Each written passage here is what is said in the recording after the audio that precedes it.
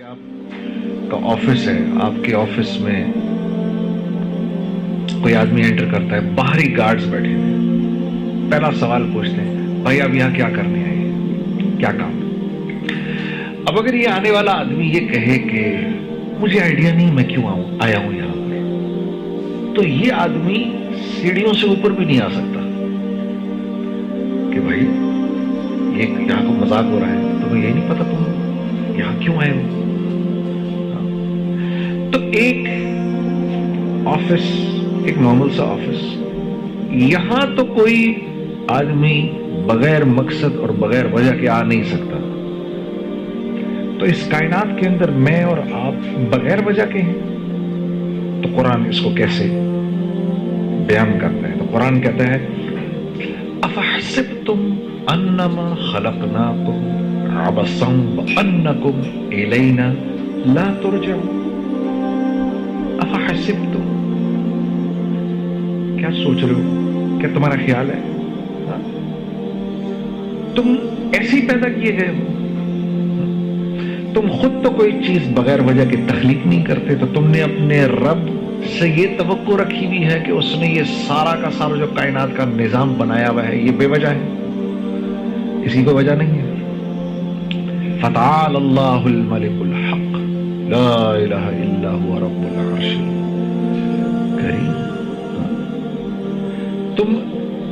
تم اس سے تمہیں یہ لگتا ہے کہ یہ تم بغیر وجہ کے بیٹھے ہو یہاں پر، ایسے پیدا کر دیا گیا بغیر وجہ کے۔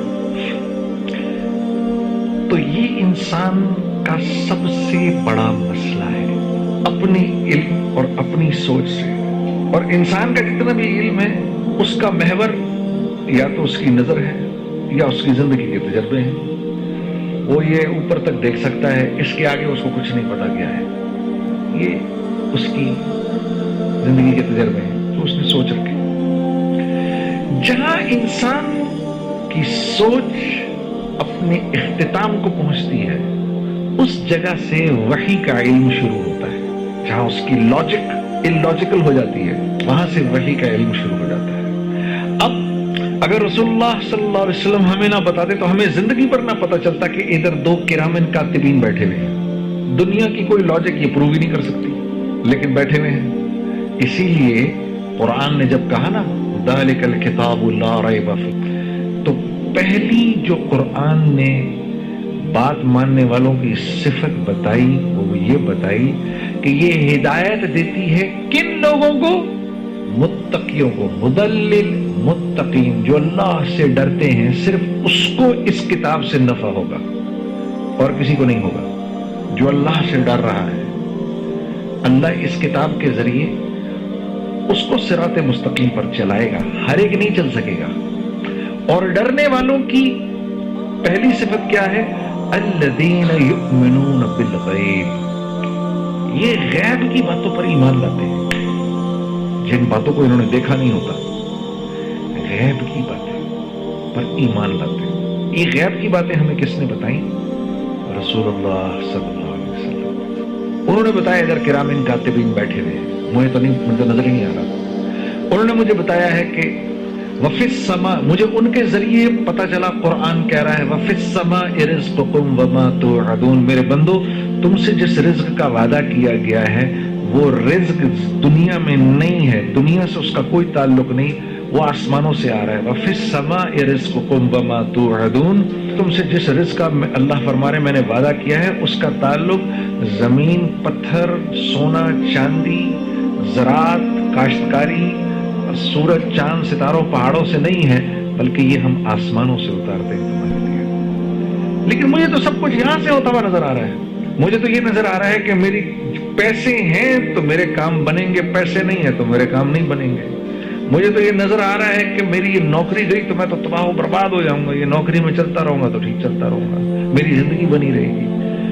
مجھے تو یہ نظر آ رہا ہے نا، یہ ساری چیزیں مجھے نظر آ رہی ہیں، اس لیے میری زندگی کا ایک ایک لمحہ ان کے گرد گھوم رہا ہے، چیزوں کے گرد گھوم رہا ہے، اسباب کے گرد گھوم رہا ہے، حالانکہ یہ صرف اور صرف پیالے ہیں جن میں رزق ڈالا جاتا ہے۔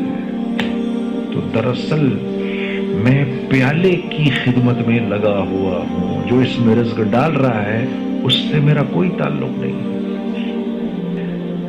तो जो ये जिंदगी गुजारेगा, थोड़े दिनों के बाद फिर अल्लाह की तरफ से उस पर हालात आना शुरू होंगे।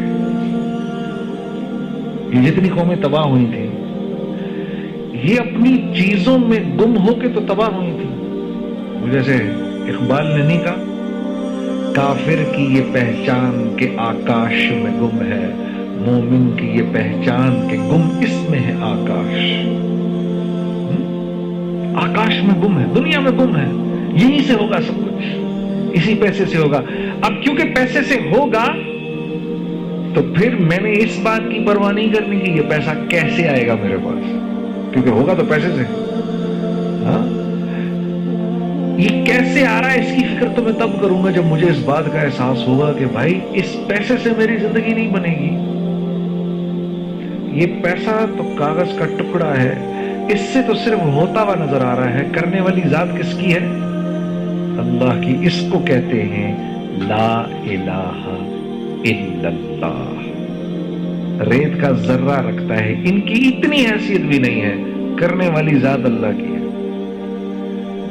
तो फिर मैं क्यों अल्लाह के हुक्म को तोड़ूं? यही वजह थी कि जब जिब्राइल ने आके इब्राहिम अलैहिस्सलाम से कहा कि ये नमरूद तो आपको आग में फेंकने वाला है, तो आप कहें तो बचा लें आपको।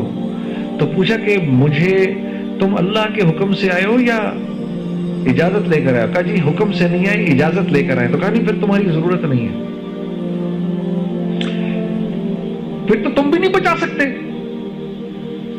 हस्बुनल्लाहु व निअमल वकील व निअमल मौला व निअमल नसीर, ये उनके अल्फाज थे। ये कहा कि जब उसने इनको मंजनीक से फेंका तो चले गए हवा के अंदर। उन्होंने कहा लोगों को करने से।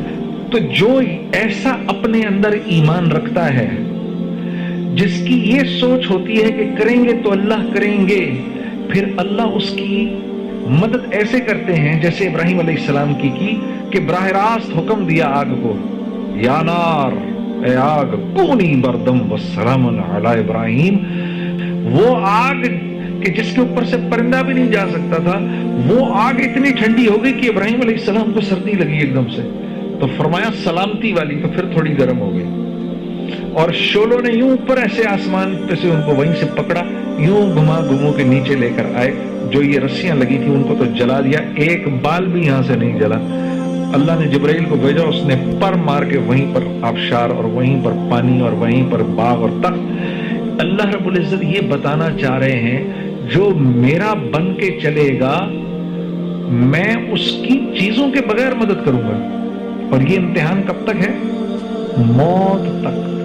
मौत तक, मौत तक अल्लाह के हर गैर की नफी करनी है। नहीं, इनसे नहीं होगा, ये नहीं, इससे कुछ नहीं होगा, करेंगे तो अल्लाह करेंगे। ये 100 तलवारें इसमें अल्लाह मुझे निकाल के ले जाएगा, ये नहीं कर सकती। ये तब मारेंगी जब अल्लाह का हुक्म होगा, वरना ये नहीं कुछ कर सकती।